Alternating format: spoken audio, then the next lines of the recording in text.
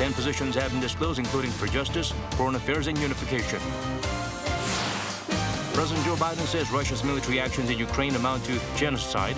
This comes as Moscow reportedly continued to attack Mariupol.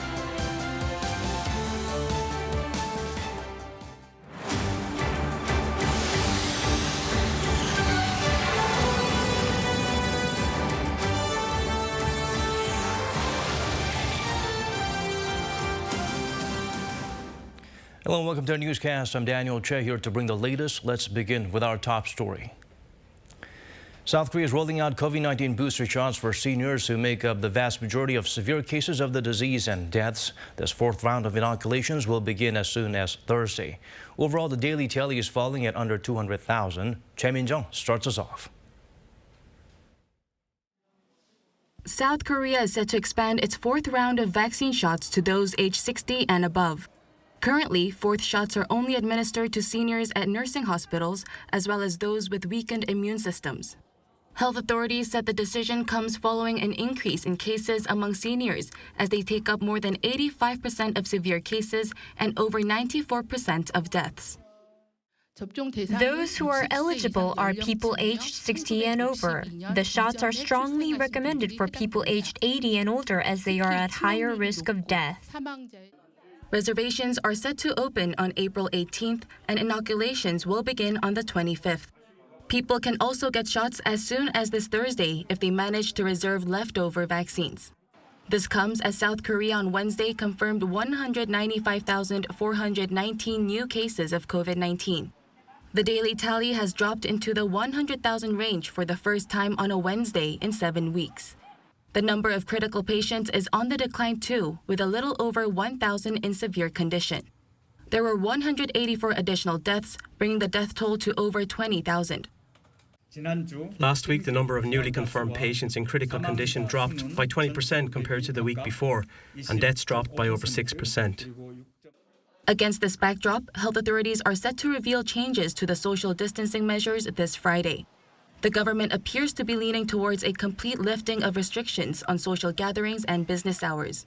When asked whether the country will eventually reach herd immunity, a senior official said it will be difficult to reach a state where the pandemic comes to an end. Instead, he said there is a bigger chance for people to continue living with smaller, regular outbreaks of COVID-19. Choi Min-jung, Arirang News.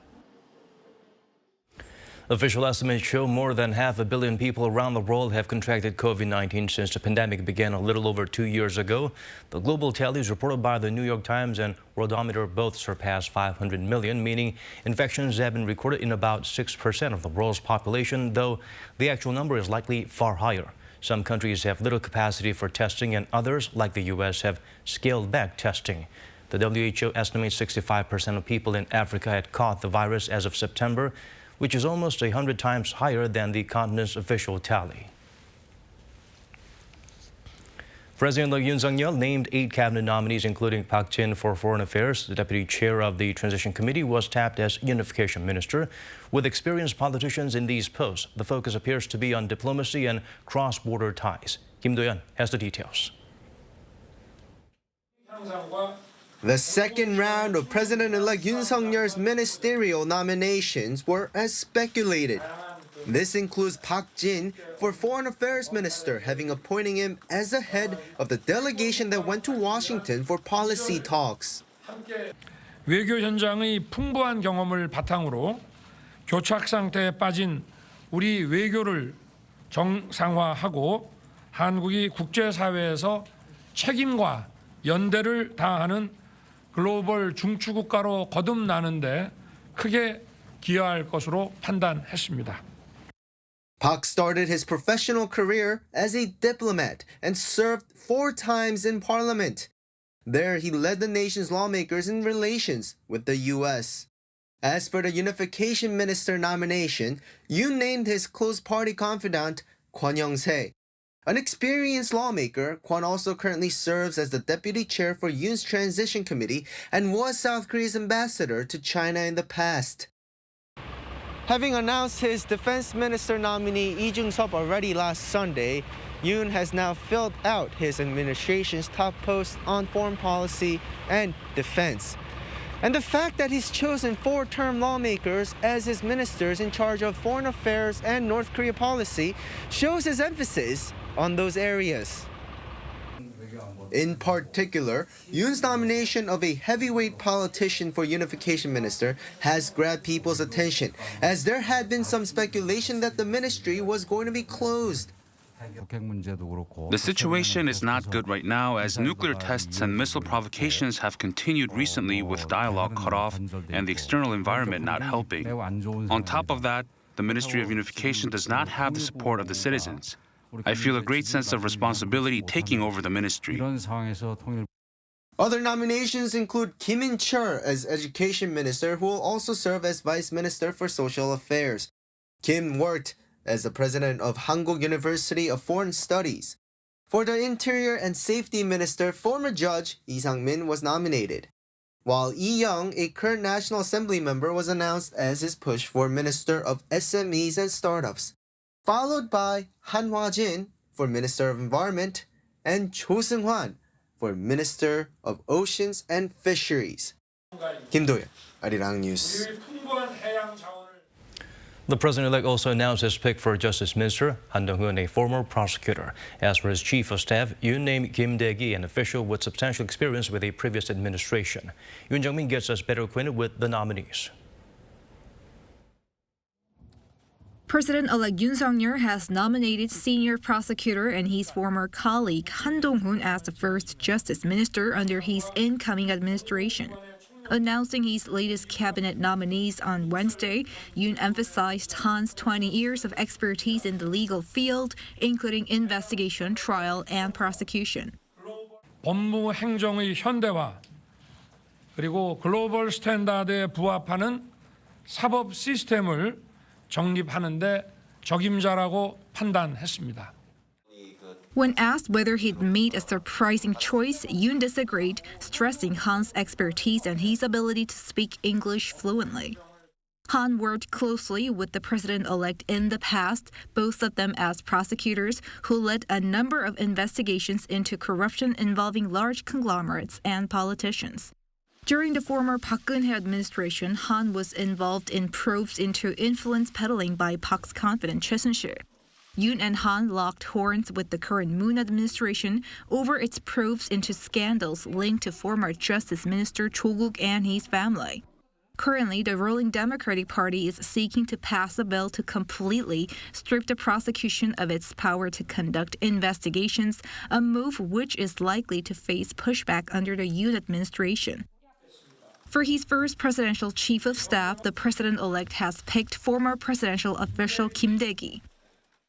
경제 전문가이면서 정무 감각을 겸비하고 있고 다년간의 공직 경험과 경륜을 바탕으로 성공적인 국정 운영을 뒷받침할 적임자라고 판단했습니다. Kim previously served as Senior Secretary for Economic Affairs and Chief of Staff for Policy under the Lee Myung-bak administration. Along with the president-elect, Prime Minister nominee Han Duck-soo was also present at the announcement, and more nominations are likely to come soon, at which point preparations for confirmation hearings will speed up. Yoon Jung-min, Arirang News. A bill to strip the prosecution of investigative power is expected to be one of the most contested political issues. The move is seen as the ruling DP's efforts to curb the agency before Prosecutor General turned President-elect Yoon Suk-yeol takes office in May. Kim Ji-yeon has the full story. South Korea's ruling Democratic Party has decided to work towards passing a controversial bill through the National Assembly by the end of this month and before President-elect Yoon Suk-yeol takes office that would deprive the country's prosecution of its investigative power. The plan to pass the prosecution reform bill was adopted as a party policy at its plenary meeting held Tuesday. The move is seen as a way to curb the prosecution agency accused of corruption and abusing its power for political purposes. Calls for reforming the prosecution include alleged irregularities of the agency of collusion when investigating key political figures, using its exclusive rights to indictment. The prosecution's power to investigate and indict should be completely divided. Related laws will be passed in April. At the same time, various laws will be approved to strengthen police capacity for checks and balances, as well as surveillance of the prosecution agency. The DP, which holds 172 seats in a 300-member National Assembly, said, however, the new legislation will come into effect after a grace period of 3 months and after parliamentary approval. In response, the main opposition People Power Party plans to stage a filibuster to stop the passage of the bill, claiming moves to alter the country's 70-year-old criminal law in a short period of time signifies a serious lack of legal repercussions and consideration. Prosecutor General Kim Oh-soo said he's trying to persuade President Moon Jae-in to exercise his right to veto the reform bill, arguing that he will have no reason to remain in his job if the proposed reform goes through. I've officially requested a face-to-face meeting with President Moon today about the ruling Democratic Party of Korea's decision to completely end the prosecution's investigative power.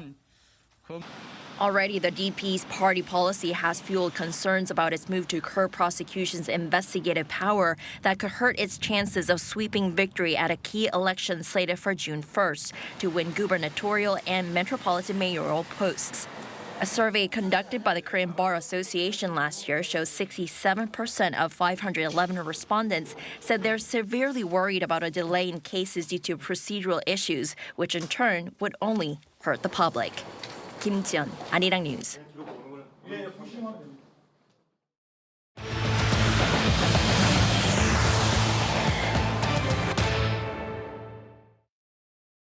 By the year 2040, North Korea could double its supply of nuclear warheads. That's coming from Yoon Suk-yeol of the state-run Korea Institute for Defense Analysis, who took part in a security forum held in Seoul. Other experts currently estimate the regime has around 40 to 50 weapons. Joe called for countermeasures to potential nuclear attacks like drone strikes or cyber attacks that could disable such weapons. Meanwhile, the U.S. Defense Intelligence Agency is the latest to say that North Korea's space programs are thinly disguised tests of ballistic missiles. It warned these missiles or space launch vehicles like the Una-3 could be used in theory to attack other satellites. And with concerns of North Korea possibly conducting a nuclear test soon, the U.S. Navy conducted a joint drill with Japan near the Korean peninsula. During the exercise, fighter jets were also launched from the flight deck of the USS Abraham Lincoln. Pyeongyang provides a closer look. The U.S. Navy's nuclear-powered aircraft carrier, the USS Abraham Lincoln, and a strike group held a joint naval exercise with Japan in the East Sea. A video and a series of images released by the U.S. Navy's 7th Fleet social media on Wednesday show the 100,000-ton carrier sailing in formation with destroyers of the Japan Maritime Self-Defense Force the day before. Along with the 100,000-ton carrier, the guided missile cruiser USS Mobile Bay and destroyer USS Spruance also joined the drill. As for Japan, its guided missile destroyer JS Kongo and destroyer JS Inazuma also took part. In addition, the F-35C Lightning II stealth fighter jet and E-2D Hawkeye were launched from the fighter deck of the USS Abraham Lincoln and flew in formation over the carrier. U.S. officials said a bilateral operation such as this is aimed at reassuring the U.S. allies and partners of its commitment to maintaining a free and open Indo-Pacific region. It is also seen as an apparent show of force to deter possible provocations by North Korea, as the regime has recently shown signs of carrying out repair work to its nuclear facilities and preparing for a large-scale military parade. There has been speculation that the North may even conduct a nuclear test within this month. Seoul's defense ministry had also confirmed on Tuesday that the strike group is operating in the international waters near South Korea. This is the first time in more than 4 years that the Abraham Lincoln Carrier Strike Group has entered the East Sea, after a previous deployment there in November 2017. According to military sources, the U.S. had asked South Korea to join the drill so that it can carry out a trilateral naval exercise, but South Korea rejected. Sources said this is because the U.S. wanted to hold a drill within the East Sea operational area, called the Korea Theater of Operations, and Seoul cannot have Japanese military forces come into its territory. Pyeongyang, Arirang News. Discussions are reportedly in full swing about South Korea joining the so-called Quad as part of a working group. The nation could also be joining the iPEF, another American framework set up to counter China. Kim Da-mi tells us more. Next month, South Korea could be asked to take part in the quadrilateral security dialogue as a part of a working group. Multiple sources say the invitation could come next month at the Quad Summit in Tokyo, where South Korea's President-elect Yoon Suk-yeol could possibly be holding his own first bilateral summit with U.S. President Joe Biden. They say the delegation Yoon sent recently to the U.S. spoke with American officials about ways to take part in the Quad as a part of a working group in areas like vaccines, climate change, and new technology. Yoon's team also reportedly expressed Seoul's desire to be a part of the Indo-Pacific Economic Framework. The iPEF is a U.S.-led technology economic alliance to reduce dependence on China in areas including global supply chain and digital economy. The Biden administration spent the last year establishing its policies and is now carrying them out. It's detailed them now, having heard the opinions of other countries like South Korea and Japan.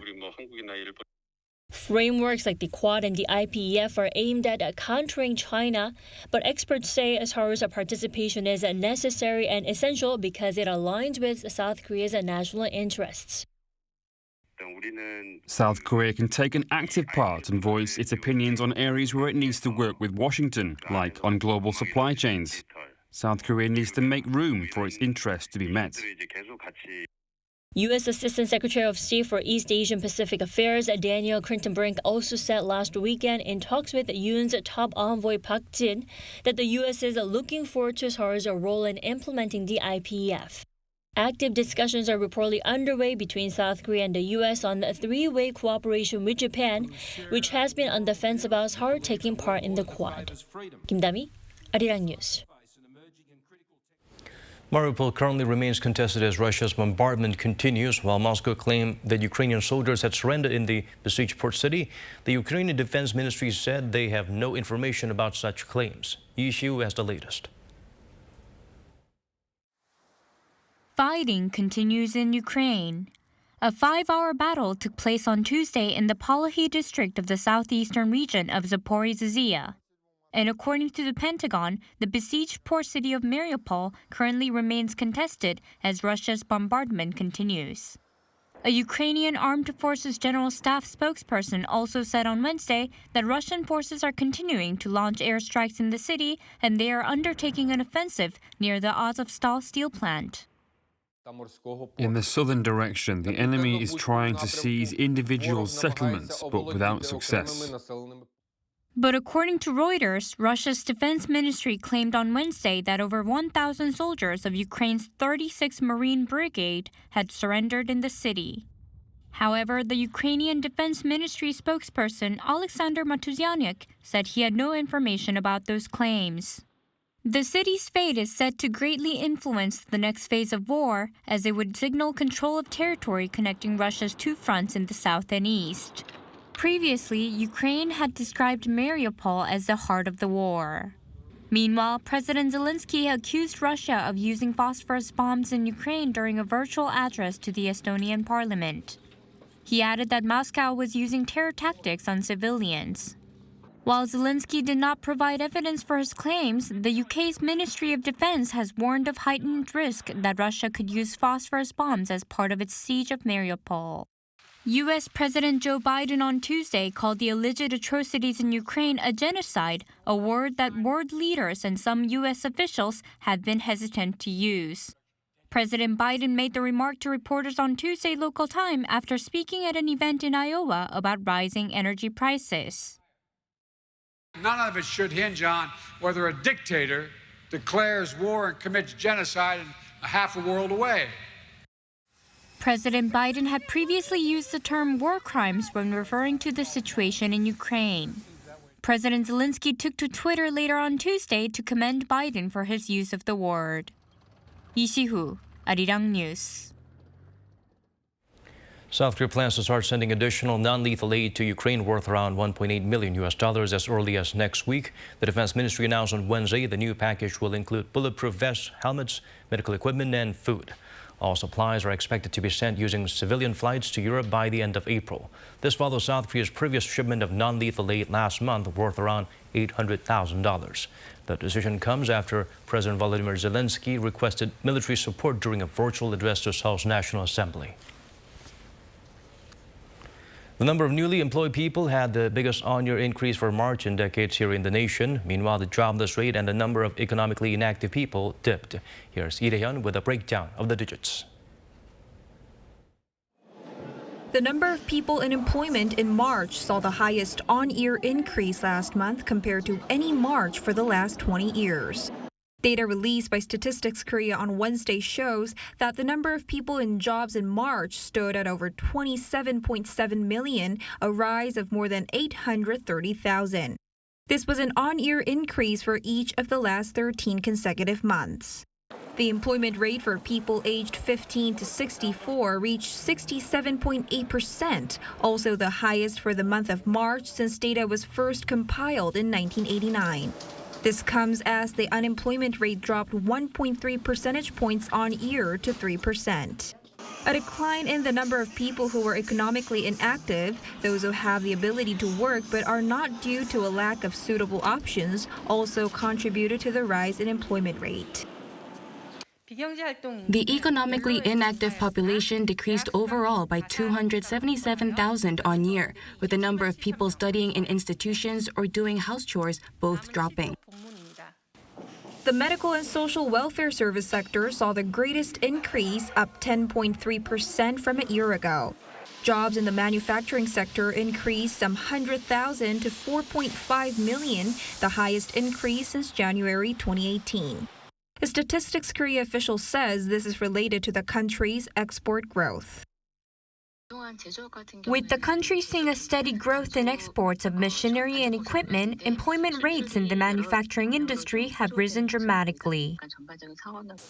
However, some in-person service sectors saw difficulties due to the spread of the Omicron variant. The number of people working in the wholesale and retail sectors fell by 32,000, while the lodging and restaurant sector declined 20,000 compared to the same period last year. Meanwhile, one expert says an on-year increase in March this year is related to COVID-19 recovery. As the employment market plunged due to COVID-19 last year, a great on-year increase this month seems to be a base effect from last year's low figure. He added that as the government is trying to create more jobs and with further recovery from the pandemic expected, employment rates are forecasted to grow in a long term. Lee Dae-hyun, Arirang News.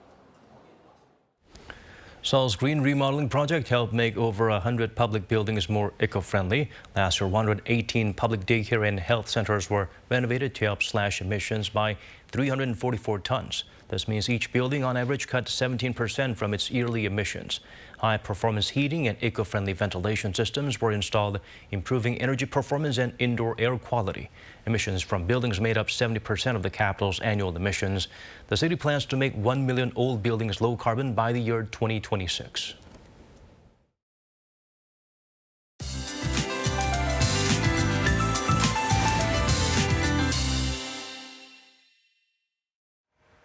Overall temperatures have cooled down with the help of cold showers. Maximum temperatures plummeted by more than 10 degrees nationwide. Readings are now finally close to the seasonal norms in the capital area. The mercury will rise a bit tomorrow with highs of 16 degrees Celsius. But the recent drop in overall temperatures can make our immune systems weaker, so please take extra care of your health. Rain clouds are now clustered across the south of the country. Southern regions will see lingering showers until tomorrow morning. For 충청도, 전라북도, and 경상북도 provinces, expect about 5 to 40 millimeters of rainfall. Jeju Island will see heavier showers of 20 to 60 millimeters. Morning lows will be 1 to 5 degrees colder than today. Seoul will start up at 10 degrees Celsius. As for the daily highs, Daejeon will get up to 18 degrees. Gwangju 21, Chuncheon and Daegu will be reaching 15 degrees. Clear skies will make a return on Friday afternoon. Temperatures will hover near the seasonal norms thereafter. That's all for now, and here are the weather conditions around the world.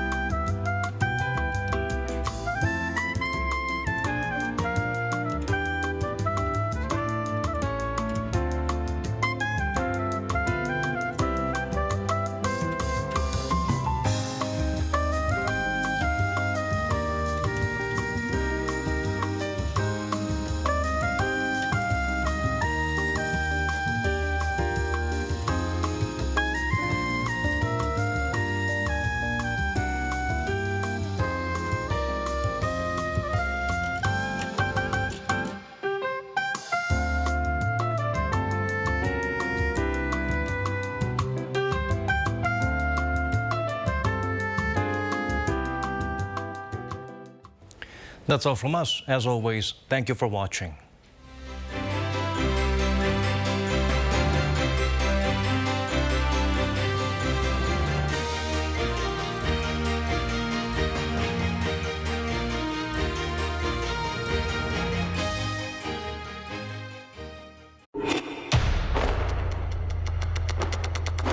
Find the ways of taekwondo within yourself.